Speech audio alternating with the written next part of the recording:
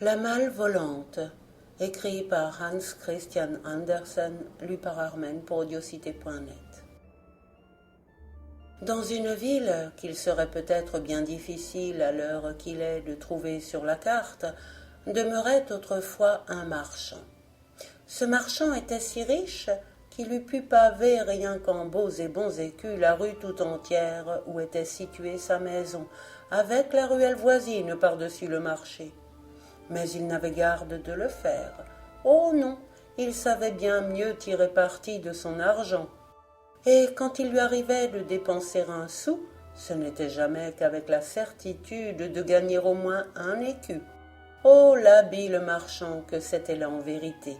Cependant, il finit par mourir. Alors, toutes ses richesses passèrent à son fils, qui se mit à mener joyeuse vie.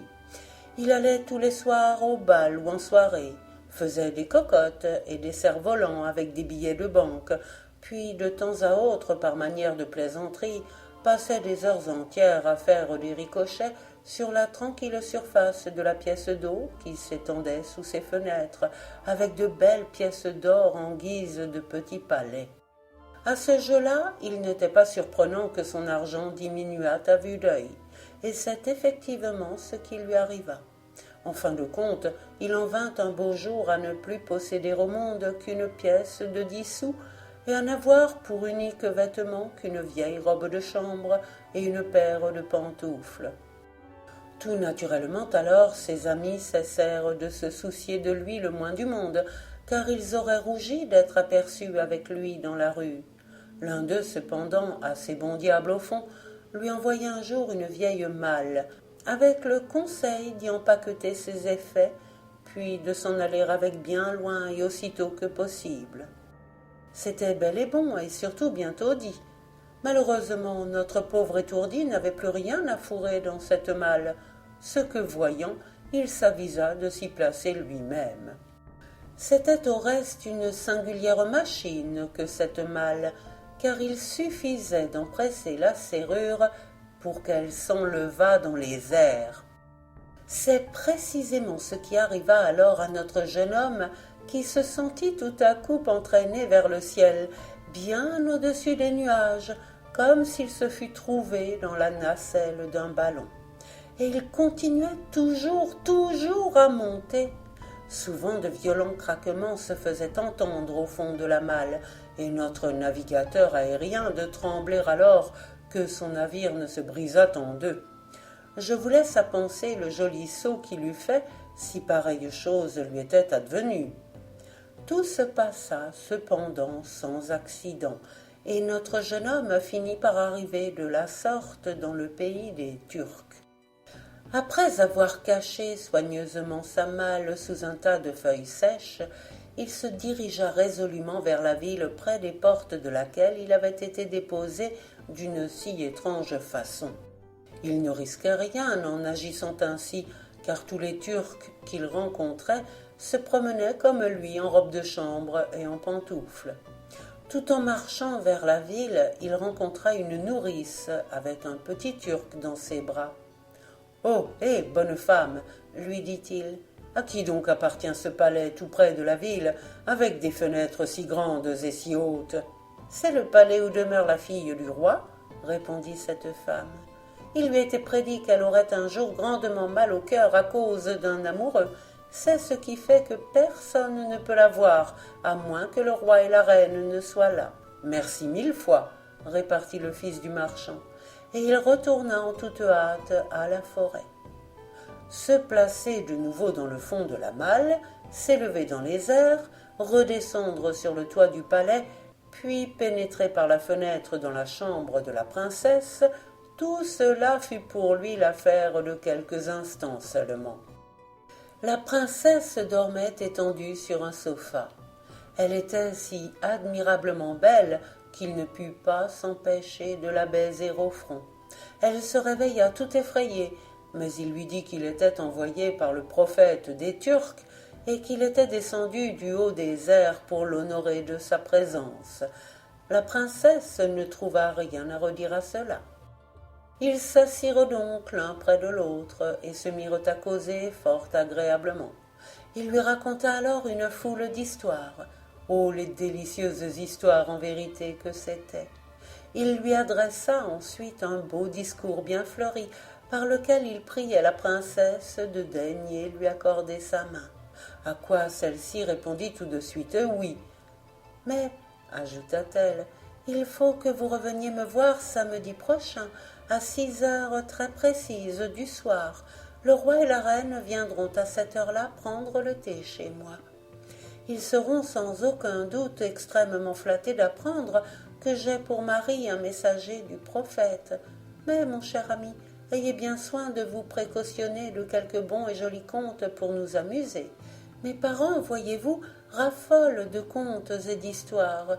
Ma mère préfère le genre sérieux. Quant à mon père, il lui faut quelque chose de gai, quelque chose qui le fasse rire de bon cœur. Soyez tranquille, je leur apporterai un joli conte. Ce sera mon seul cadeau de noces, lui répondit-il en lui donnant un dernier baiser. Ils prirent alors réciproquement congé l'un de l'autre, mais avant son départ, la princesse attacha à sa ceinture un sabre de la plus grande richesse, et dont le fourreau était tout garni de belles pièces d'or. Or, c'étaient précisément de belles pièces d'or qu'il manquait le plus pour le moment. Il s'envola loin du palais, s'acheta une robe de chambre neuve, et quelques heures après, il était de retour dans le bois, occupé à imaginer quelque jolie histoire pour le samedi soir. Or, il s'aperçut que cela n'était pas chose très facile. Enfin, après avoir longuement réfléchi, tantôt à ceci et tantôt à cela, il en vint à croire qu'il se tirerait parfaitement d'embarras. Et le samedi, juste au moment où 6 heures sonnaient à l'horloge, ce fut effectivement ce qui lui arriva. Le roi, la reine et toute la cour prenaient le thé dans la chambre de la princesse. Le bizarre prétendant fut reçu très poliment. « Ah ça !» lui dit la reine quand le thé fut fini. « Vous nous raconterez bien une histoire, n'est-ce pas?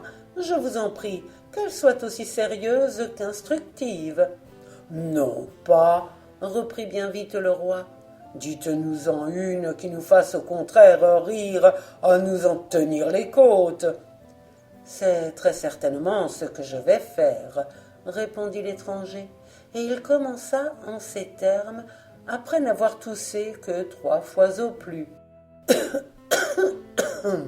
Histoire. Il était une fois une boîte d'allumettes qui toutes crevaient d'orgueil dans leur peau. Elles se croyaient en effet de la plus haute lignée. L'arbre, leur grand-père, c'est-à-dire le sapin gigantesque, dont chacune d'elles n'était qu'un fragment presque imperceptible, avait été jadis l'un des arbres les plus grands et les plus gros d'une forêt du Nord. Mais ces allumettes étaient à cette heure à côté d'un très modeste feu de cuisine, entre un vieux pot de fer et une boîte contenant de l'amadou, des pierres à feu et un briquet. Et elle leur racontait les plus mirobolantes histoires sur les jours de leur enfance. Oui, leur disait-elle, quand nous étions verdoyants rameaux, c'était alors le bon temps pour nous. Soir et matin, nous avalions une bonne tasse de thé de premier choix, c'était la rosée.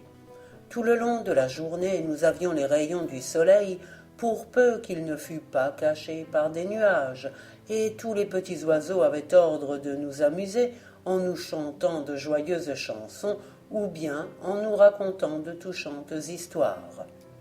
Il nous était facile aussi de nous apercevoir que nous étions riches, car les arbres à feuilles ne revêtent un costume décent que pendant les mois d'été. Notre famille, au contraire, conservait pendant les plus rudes hivers sa magnifique garde-robe verte que ni vent ni gelée ne pouvaient déchirer. Enfin, au milieu de cet heureux genre de vie, survinrent les bûcherons. Ce fut là une terrible révolution qui brisa et dispersa toute notre famille. Notre puissant père fut réduit à accepter une place de grand mât à bord d'un magnifique vaisseau, capable de faire le tour du monde pour peu qu'il lui en prît fantaisie. Les autres branches de notre famille durent s'en aller chacune de leur côté, et c'est à nous qu'est échue la tâche ennuyeuse, quoique des plus honorables, de procurer de la lumière à la foule. Voilà pourquoi vous nous voyez, nous autres filles, si bien nées, si comme il faut, confinées dans une obscure cuisine. Quant à moi, dit à son tour le pot de fer près duquel se trouvaient les allumettes à soufre, mon sort a été bien différent du vôtre. Du premier moment où je suis entré dans ce monde, on n'a fait que me placer presque continuellement sur le feu, et on ne m'en retirait que pour m'y remettre l'instant d'après. Moi, voyez-vous, j'aime avant tout le solide. Mon unique plaisir consiste à reposer après dîner, bien propre, bien luisant sur la planche, et à causer là de bonne amitié avec mes camarades les marmites et les casseroles, quoique, à l'exception du coquemard qui descend quelquefois dans la cour, nous vivions ici plus retirés que dans un cloître. Notre seul nouvelliste est le panier de marché, mais il fait tant de bavardages sur le compte du gouvernement et sur celui du peuple que, tenez, rien qu'avant-hier, une vieille marmite toute saisie de frayeur en entendant ces récits, on est tombé à terre et s'est brisé en morceaux. Vous parlez trop fort, dit alors en manière d'avis la boîte d'Amadou, et on entendit à ce moment le briquet et la pierre à feu se heurter avec tant de force qu'il en jaillit des étincelles comme pour dire « Ah, l'amusante soirée que nous allons avoir !» Causons encore un peu, reprirent les allumettes, et voyons à décider qui de nous est le plus noble. Oh non, répondit le plat de terre, je n'aime pas à parler de moi, amusons-nous plutôt ce soir en commun. Je commencerai, moi, et chacun de nous racontera à son tour aux autres ce qu'il a vu et ce qui lui est arrivé. De la sorte, nous pourrons tous nous amuser, rien qu'en pensant à ce que nous eussions fait dans la même situation. C'est là le seul vrai plaisir qu'il y ait à entendre raconter des histoires. Or donc, sur les rives de la Baltique, à l'ombre des magnifiques forêts de hêtres qui s'élèvent sur le sol plantureux du Danemark, « L'admirable commencement !» s'écrièrent toutes les assiettes à la fois. « Ce sera là très certainement une histoire à notre goût. » « Oui, c'est là, continua le plat de terre, que s'écoula ma jeunesse au sein d'une famille tranquille. Tous les meubles, tous les ustensiles du ménage étaient si luisants de propreté qu'on pouvait se mirer dedans. Tous les matins, le plancher de sapin, fait avec des planches bien droites, bien unies, bien blanches, était soigneusement savonné, lavé, essuyé, et tous les 15 jours, régulièrement, on ôtait les rideaux des fenêtres pour en remettre de propre. « Dieu, l'amusante histoire !» interrompit le balai à tapis. « On dirait que c'est une dame qui parle, tant il y a de propreté dans tout cela. »« C'est ma foi vrai, » dit d'un ton d'affirmation le coquemard, et il se prit à sautiller de joie. Puis l'on entendit un tout petit bruit contre la terre, et le plat continua son histoire dont la fin ne trompa en aucune manière les promesses du commencement. Toutes les assiettes dans le ravissement faisaient du bruit en s'agitant l'une contre l'autre. Le balai de crin prit des brins de persil dans le tas aux ordures et en couronna le plat, sachant bien qu'en agissant de la sorte, il vexerait les autres. Puis, se dit-il à lui-même, si je le couronne aujourd'hui, il me rendra la pareille demain. Allons, dansons un peu maintenant, dirent les pincettes, et au même instant elles se mirent en branle. Oh, le ravissant spectacle que cela faisait, je vous jure! Elle vous levait la jambe en l'air bien plus haut et avec bien plus de grâce que mademoiselle Elser. La vieille chaise de cuisine se prit dans son coin à éclater de rire à cette vue. « Ah ça !» s'écrièrent les pincettes. « Est-ce qu'on ne nous couronnera pas aussi, nous ?» Et on les couronna. « Fi, que ces gens-là ont mauvais ton, on voit bien d'où ils sortent, » pensèrent les allumettes. La compagnie pria alors la fontaine à thé de chanter un peu, mais celle-ci s'excusa en alléguant qu'elle était enrhumée et qu'elle ne pouvait chanter que lorsqu'elle bouillait. En cela, Elle ne voulait que se donner des airs. Le fait est qu'elle ne daignait jamais se faire entendre que lorsqu'il y avait grande et belle compagnie au salon. Près de la fenêtre se trouvait une vieille plume tout émoussée, avec laquelle la cuisinière écrivait ses mémoires. Elle n'avait rien de bien remarquable, si ce n'est qu'elle avait été plongée trop avant dans l'encre. Cela suffisait cependant pour lui inspirer une très haute idée d'elle-même et pour justifier à ses yeux les grands airs qu'elle affectait. « Messieurs et dames, dit-elle, si La Fontaine à thé refuse de nous chanter quelque chose, n'insistons pas davantage et laissons-la tranquille dans son coin. Voilà dans la cage suspendue en dehors de la fenêtre un rossignol qui ne la suppléera peut-être pas trop mal. Sans doute on ne lui a jamais appris une note de musique à l'école, mais nous saurons bien ce soir être indulgents et bienveillants. » « Non, interrompit la bouilloire, la plus grande virtuose de toute la cuisine et assez proche parente de La Fontaine à thé. Il y aurait, à mon avis, inconvenance extrême de notre part à prêter l'oreille à un aussi bizarre oiseau que celui-là. Serait-ce du patriotisme? Je vous le demande un peu. Que le panier de marché, personne d'expérience, si jamais il en fut, nous dise ce qu'il en pense. Quant à moi, répondit le panier de marché, je ne vous dissimulerai pas que je suis vexé, horriblement vexé. Est-ce que cela peut s'appeler passer une soirée, ça? Ne vaudrait-il pas bien mieux nous amuser à mettre ici tous sans dessus-dessous? Chacun alors retrouverait bien vite la place qui lui convient. Je m'offre volontiers, moi, pour mener le quadrille. Oh, nous allons joliment nous divertir, je vous en réponds. Oui, c'est cela, s'écrièrent-ils tous d'une voix. Faisons du vacarme. À ce moment, la porte s'ouvrit. C'était la cuisinière qui entrait. Et aussitôt, pot, coquemard, balai, bouilloire, fontaine à thé de rester, quoi. Pas un n'osait ouvrir la bouche et dire un mot de plus. Cependant, il n'y avait pas dans toute la cuisine de pot si petit, d'ustensile si grossier qui ne fût capable de raconter, lui aussi, les merveilles qu'il se ferait fort d'accomplir au besoin, et de prouver combien il était de bonne maison. Oui, se disait à lui-même chacun d'eux, si on m'avait choisi, nous nous serions à coup sûr bien autrement amusés. La cuisinière prit les allumettes et les enflamma. Oh, comme elles craquèrent et pétillèrent! Oh, la belle flamme bleuâtre et jaunâtre qu'elles projetèrent! Maintenant, du moins, pensèrent-elles, tous ces imbéciles-là doivent bien reconnaître que c'est à nous que revenait le premier rang. Quel éclat nous jetons, la belle lumière que nous donnons! Et tout en parlant de la sorte, elles se trouvèrent réduites en cendres. La charmante histoire, en vérité, dit alors la reine. J'ai cru un instant que j'étais dans la cuisine avec les allumettes. Topez-la, voilà qui est dit. Maintenant vous aurez notre fille. Sans doute, ajouta le roi en hochant la tête d'un petit air de satisfaction. Lundi, nous vous donnerons notre fille. Voilà donc le jour des noces fixé, et la veille, toute la ville fut spontanément illuminée par les habitants.